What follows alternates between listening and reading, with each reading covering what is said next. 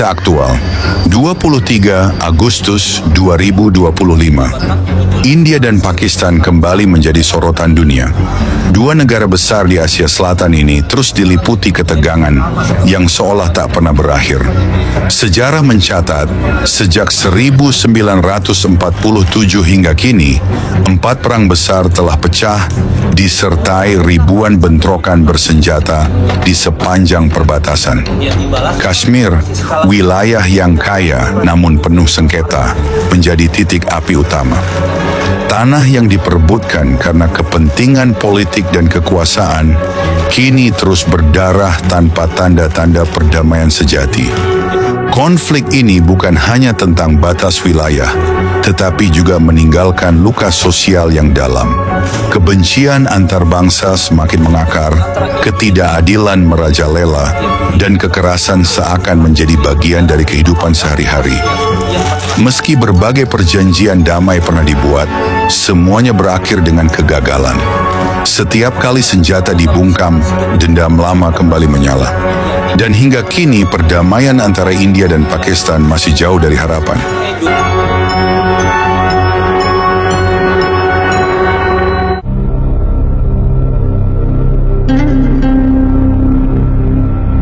Shalom saudara-saudari terkasih dalam Kristus.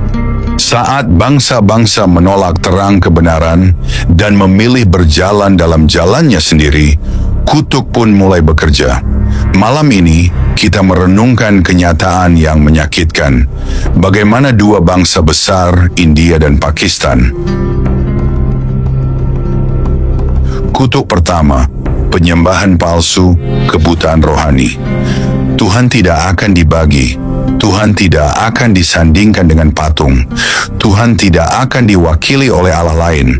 Namun inilah yang terjadi di dua bangsa besar ini. India, tanah di mana ribuan dewa disembah, tapi tak satu pun yang hidup. Pakistan, bangsa yang mengaku mengenal Tuhan, tapi menolak anaknya, Yesus Kristus, Sang Juru Selamat dunia. Mereka bersujud, mereka berdoa, mereka membawa dupa dan suara, tapi langit tetap diam, karena sesembahan mereka bukanlah Tuhan yang sejati. Ulangan 32 ayat 16 mengabarkan, mereka membangkitkan cemburuku dengan Allah asing, mereka menimbulkan sakit hatiku dengan berhala mereka. Dan karena itu, kutuk kedua datang, kebutaan rohani. Mereka akan melihat, tapi tidak mengerti. Mereka akan mendengar, tapi tidak percaya. Mereka akan mencari keselamatan, tapi akan tersesat dalam kepalsuan. Dan karena mereka tidak merasa perlu untuk mengakui Allah, maka Allah menyerahkan mereka kepada pikiran-pikiran yang terkutuk, sehingga mereka melakukan apa yang tidak pantas.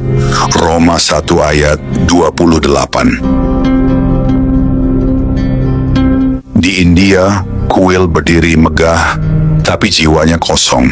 Di Pakistan, suara azan menggema, tapi roh Tuhan tidak hadir.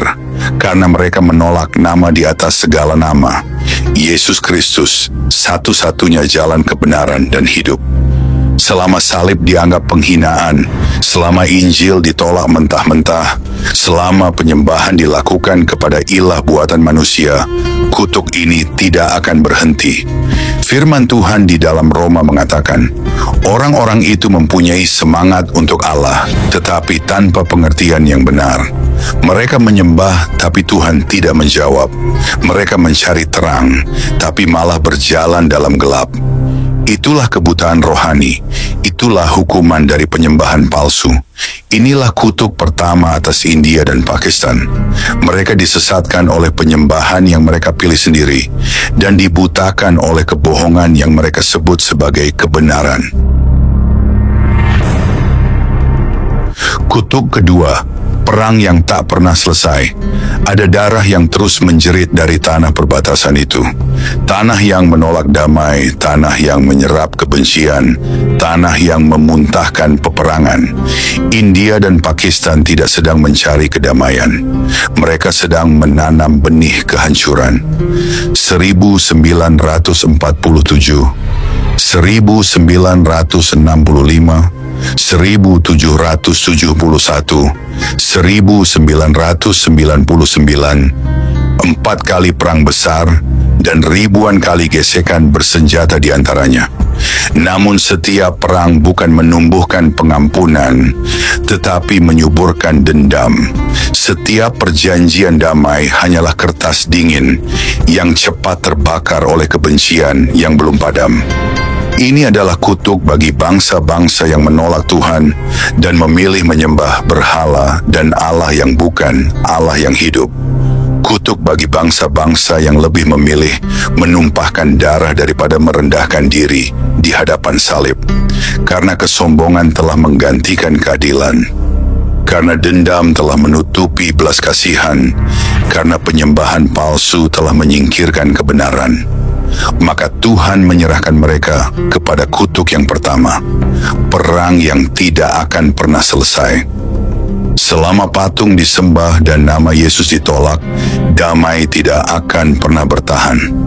Selama mulut bersumpah atas nama Allah asing, tetapi tidak pernah sujud kepada Anak Domba, pedang tidak akan pernah disarungkan. Mereka menabur angin dan mereka akan menuai badai. Hosea 8 ayat 7. Dan lihatlah sekarang, angin itu telah menjadi topan.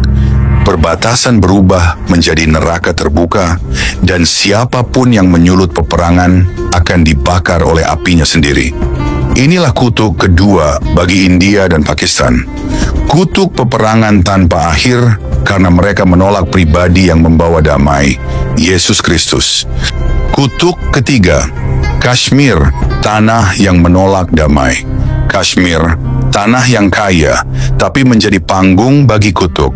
Tanah ini diperebutkan bukan karena kebenaran, tapi karena keserakahan. India dan Pakistan mengklaim wilayah itu. Dan beginilah firman Tuhan berbicara tentang tanah yang diinjak dengan niat jahat, supaya kamu jangan dimuntahkan oleh negeri itu apabila kamu menajiskannya, seperti telah dimuntahkannya bangsa yang sebelum kamu.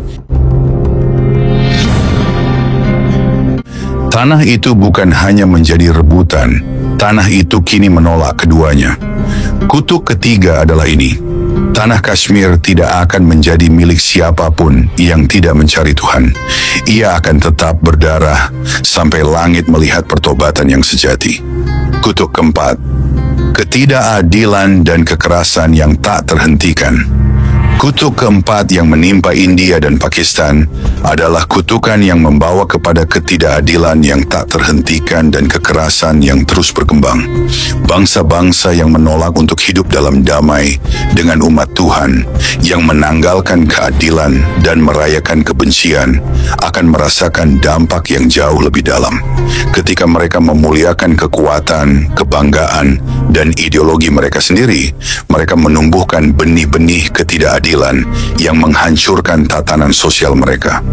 Sejak zaman peperangan antara India dan Pakistan, kedua bangsa ini tidak pernah menemukan kedamaian yang sejati. Mereka berjuang bukan hanya dengan senjata, tetapi dengan rasa saling benci yang telah mengakar kuat dalam sejarah mereka. Ketika mereka terus menolak untuk mendengar suara Tuhan yang memanggil mereka kepada perdamaian, mereka justru membuka pintu bagi kebrutalan yang tak terhentikan. Mereka melanggar hak asasi manusia, menindas sesama mereka, dan menabur kebencian kepada yang berbeda. Keadaan ini tidak akan pernah berubah sampai mereka merendahkan hati di hadapan Tuhan. Firman Tuhan dalam Yeremia 22:13-17 mengingatkan kita tentang orang yang tidak memperhatikan keadilan dan malah menindas sesama. Celakalah dia yang mendirikan rumahnya dengan cara tidak adil dan biliknya dengan curang, yang memaksa sesamanya bekerja tanpa diberi upah dan tidak memberikan haknya. Matinya akan segera datang dan tidak ada yang akan menguburkan. Begitu pula dengan India dan Pakistan.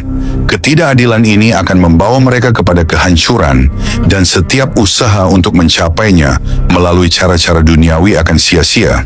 Seiring dengan meningkatnya kekerasan dan ketidakadilan di kedua negara ini, kita juga melihat bagaimana ketidakadilan ini semakin menciptakan kesenjangan sosial yang mengerikan.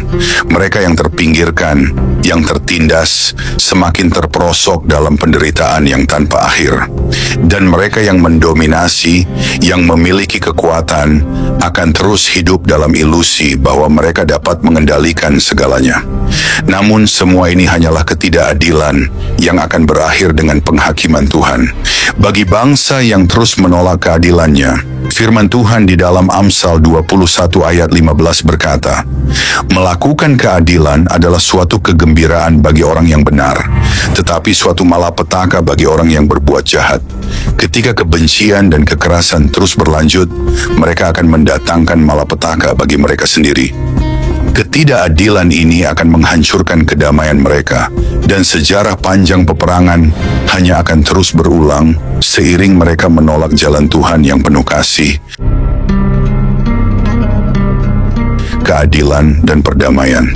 Ini adalah kutuk keempat yang akan menghantui India dan Pakistan. Kutuk ketidakadilan yang tak terhentikan, kutuk kekerasan yang tak pernah reda, karena mereka menolak keadilan dan damai yang hanya dapat ditemukan dalam Yesus Kristus. Shalom saudara-saudari terkasih, selamat datang kembali di Renungan Malam God's Voice. Di tengah keheningan malam, ketika dunia mulai terlelap, marilah kita menyediakan hati dan pikiran kita untuk menerima sentuhan kasih Tuhan. Malam ini, biarlah suaranya yang lembut menuntun dan menguatkan kita melewati segala pergumulan yang mungkin belum selesai. Mari kita berdoa. Bapa di surga, terima kasih untuk anugerah-Mu yang tak pernah berhenti menyertai kami sepanjang hari ini. Kini, saat malam tiba, kami datang untuk berdiam di hadapan-Mu. Tuhan, sucikan hati kami, dan biarlah Roh Kudus-Mu hadir, serta berbicara lewat setiap firman yang kami renungkan malam ini.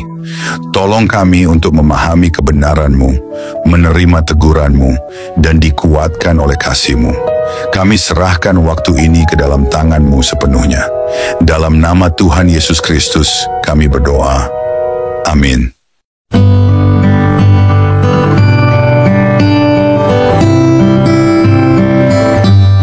Saudara-saudari terkasih dalam Kristus. Dan kini, setelah kutuk demi kutuk dinyatakan, mari kita renungkan satu hal ini dengan sungguh-sungguh. Apa yang tersisa bagi bangsa yang menolak Tuhan? Apa yang akan tinggal ketika terang ditolak dan Injil diinjak-injak? Yang tersisa hanyalah kehancuran yang terus berulang, kutuk yang terus menggulung, dan luka yang tak pernah sembuh. India dan Pakistan, dua bangsa besar yang seharusnya menjadi saluran berkat, kini berjalan di bawah bayang-bayang murka Tuhan. Mereka memilih berhala daripada Sang Pencipta, memilih kebencian daripada kasih, memilih kekerasan daripada pertobatan. Mereka menutup telinga saat Tuhan berbicara, dan sekarang langit menutup telinga terhadap jeritan mereka. Mereka menolak anaknya, dan sekarang mereka ditolak dari damai yang hanya datang darinya. Yesaya 59 ayat 2 berkata, "Tetapi yang merupakan pemisah antara kamu dan Allah-Mu ialah segala kejahatanmu, dan yang membuat dia menyembunyikan diri terhadap kamu, sehingga ia tidak mendengar, ialah segala dosamu." Itulah yang sedang terjadi. Langit diam karena doa mereka adalah kebohongan. Tanah menangis karena darah terus tertumpah, dan Tuhan tidak berkenan karena namanya dihina, disingkirkan, dan disangkal. Lihatlah Kashmir, tanah yang seharusnya diberkati, kini menjadi simbol kutuk. Lihatlah rakyat yang menderita karena pemimpin mereka menolak kebenaran. Lihatlah generasi muda yang dibesarkan bukan dalam terang firman, tapi dalam racun kebencian. Sampai kapan? Sampai kapan manusia menolak tangan Tuhan yang terulur dan tetap mencengkeram pedang kebencian? Sampai kapan bangsa-bangsa membanggakan kekuatan daging, tapi memusuhi salib yang memberi hidup? Dengarlah suara Tuhan malam ini. Kamu tidak akan menemukan damai selama kamu menolak Sang Raja Damai. Tidak ada strategi politik yang bisa menghapus kutuk ini. Tidak ada diplomasi atau konferensi perdamaian yang bisa menghilangkan murka Tuhan. Satu-satunya jalan adalah pertobatan yang sejati. Satu-satunya harapan adalah bersujud di bawah kaki salib Kristus dan berkata, "Kami telah berdosa, Tuhan. Kami telah salah jalan. Kasihanilah kami." Selama nama Yesus masih dianggap hina, selama Injil masih ditolak dari tanah mereka, kutuk ini akan terus berjalan seperti sungai yang tak bisa dibendung. Tapi hari ini, biarlah kita menjadi suara peringatan di tengah kebisingan dunia. Biarlah kita berseru dengan nyaring, "Bangsa-bangsa, bertobatlah." Sebelum hari kemurkaan itu datang dan tak seorang pun bisa berdiri. Karena Yesus Kristus bukan hanya juru selamat pribadi, Dia adalah Tuhan atas segala bangsa. Dan setiap bangsa yang menolaknya akan berdiri di hadapan penghakimannya. Hari Tuhan sudah dekat. Dan dunia ini tidak sedang menuju kemajuan, tapi menuju hari pembalasan. Maukah mereka mendengar? Maukah mereka kembali? Karena jika tidak, kutuk kelima, keenam, dan seterusnya akan datang seperti badai yang tak bisa dihentikan. Tuhan sudah berbicara, dan hanya mereka yang merendahkan diri akan diselamatkan. Mari kita berdoa. Bapa kami yang penuh kasih, di keheningan malam ini kami datang dengan hati yang penuh syukur. Setelah melewati satu hari yang penuh kesibukan, kami ingin berhenti sejenak, mengangkat mata kami ke surga, dan mengucapkan terima kasih kepadamu. Terima kasih Tuhan untuk nafas kehidupan yang Engkau berikan sejak fajar menyingsing.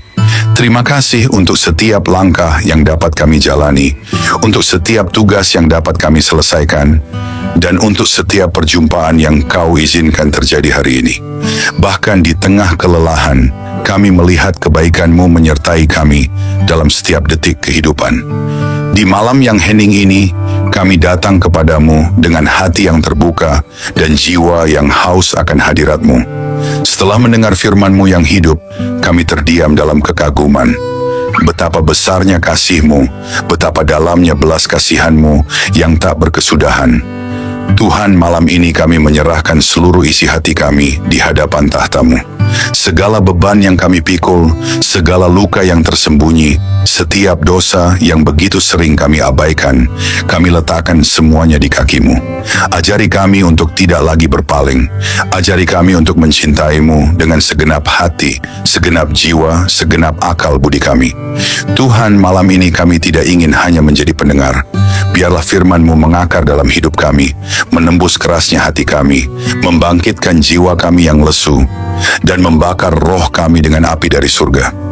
Jika ada jalan dalam hidup kami yang bengkok, luruskanlah Tuhan.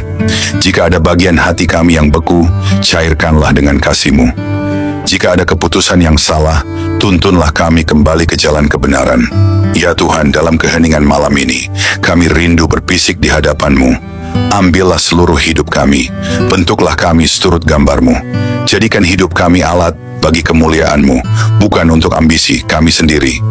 Ajari kami menghitung hari-hari kami, supaya kami beroleh hati yang bijaksana. Ajari kami untuk hidup dengan kesadaran bahwa waktu ini singkat dan kekekalan itu nyata. Tuhan, dalam gelapnya dunia ini, nyalakanlah terang-Mu dalam hidup kami. Jadikan kami pelita yang tidak padam, saksi yang tidak malu memberitakan nama-Mu. Ketika dunia menawarkan godaan, kuatkan hati kami untuk tetap setia. Ketika badai datang, peluklah kami dengan damai-Mu yang melampaui segala akal. Ketika tubuh ini lemah, jadilah kekuatan kami. Ketika jiwa ini letih, jadilah penghibur kami. Bapa, kami tahu tanpa Engkau, kami tidak mampu. Tanpa kasih-Mu, kami kosong. Tanpa roh-Mu, kami kering dan mati. Oleh sebab itu malam ini kami berseru, jangan pernah tinggalkan kami Tuhan. Jangan biarkan kami berjalan setapak pun tanpa penyertaan-Mu. Sebab 1 hari di pelataran-Mu lebih baik daripada 1000 hari di tempat lain. Tuhan, mungkin ada banyak hal yang belum sempurna, banyak rencana yang belum tercapai, tetapi malam ini kami memilih untuk bersyukur. Karena kami tahu, tangan-Mu tetap bekerja, bahkan saat kami tidak melihatnya. Kami percaya segala sesuatu yang terjadi hari ini ada dalam kendali-Mu yang penuh kasih. Terima kasih untuk kekuatan saat kami merasa lemah. Terima kasih untuk penghiburan saat kami hampir menyerah. Terima kasih untuk damai-Mu yang melingkupi hati kami, bahkan di tengah kekacauan. Segala sesuatu yang kami alami hari ini, suka maupun duka, adalah bagian dari rencana-Mu yang indah. Ajari kami untuk melihat bahwa setiap momen dalam hidup kami adalah anugerah. Ajari kami untuk selalu ingat bahwa tanpa-Mu kami tidak bisa berbuat apa-apa. Bapa yang setia, ajari kami untuk tetap rendah hati, untuk tetap bergantung pada-Mu dalam segala hal. Ajari kami untuk tidak sombong atas keberhasilan dan tidak putus asa dalam kegagalan. Kini saat malam melingkupi kami, biarlah hadirat-Mu menjadi naungan kami. Berikanlah tidur yang penuh damai dan bangunkan kami esok hari dengan semangat baru untuk hidup hanya bagi-Mu. Hingga hari itu tiba, saat kami bertemu muka dengan-Mu dalam kemuliaan kekal, biarlah setiap hari hidup kami menjadi nyanyian pujian yang harum di hadapan tahta-Mu. Dalam nama Yesus Kristus, Tuhan dan Juru Selamat kami yang hidup, kami menutup hari ini dengan penuh syukur dan pengharapan. Amin. Saudara-saudari terkasih, sebelum kita menutup hari ini, mari kita datang dengan kerendahan hati di hadapan Tuhan. Kita mengangkat suara, mengangkat hati, dan dengan penuh iman, kita berdoa sebagaimana Tuhan Yesus sendiri mengajarkan kita. Mari kita ucapkan bersama, doa Bapa kami. Bapa kami yang di sorga, dikuduskanlah nama-Mu, datanglah kerajaan-Mu, jadilah kehendak-Mu di bumi, seperti di sorga. Berikanlah kami pada hari ini makanan kami yang secukupnya, dan ampunilah kami akan kesalahan kami, seperti kami juga mengampuni orang yang bersalah kepada kami. Dan janganlah membawa kami ke dalam pencobaan, tetapi lepaskanlah kami daripada yang jahat. Karena Engkaulah yang mempunyai kerajaan, dan kuasa, dan kemuliaan sampai selama-lamanya. Tuhan memberkati engkau dan melindungi engkau. Tuhan menyinari engkau dengan wajah-Nya dan memberi engkau kasih karunia. Tuhan menghadapkan wajah-Nya kepadamu dan memberi engkau damai sejahtera. Amin.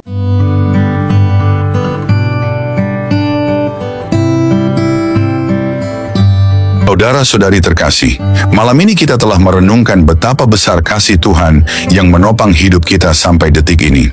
Biarlah setiap kebenaran yang telah kita dengar tidak berhenti hanya di telinga, tetapi bertumbuh di hati, mengubah hidup kita hari demi hari, hingga kita menjadi serupa dengan Kristus, Sang Terang Dunia. Jangan biarkan malam ini berlalu begitu saja. Bangunlah komitmen baru di hadapan Tuhan, dan tetaplah haus akan firman-Nya, sebab hanya dalam Dia kita menemukan hidup yang sejati. Jangan sia-siakan firman yang telah ditaburkan. Responilah dengan segenap hidup, dengan segenap jiwa. Biarlah malam ini menjadi malam perubahan, malam perjumpaan sejati dengan Tuhan. Terima kasih sudah setia mendengarkan renungan malam ini. Jika renungan ini memberkati, jangan lupa untuk like, subscribe, dan bagikan kepada lebih banyak jiwa yang membutuhkan sentuhan kasih Tuhan. Karena melalui satu langkah kecil dari saudara, Tuhan dapat menjangkau ribuan jiwa yang haus akan keselamatan. Tuhan Yesus menyertai, memberkati, dan meneguhkan setiap langkah kita, sampai pada saat kita berjumpa muka dengannya. Mari kita bersama-sama menjadi alat untuk memperluas kerajaan-Nya di bumi. Tuhan Yesus memberkati dan selamat beristirahat di dalam damai sejahtera-Nya.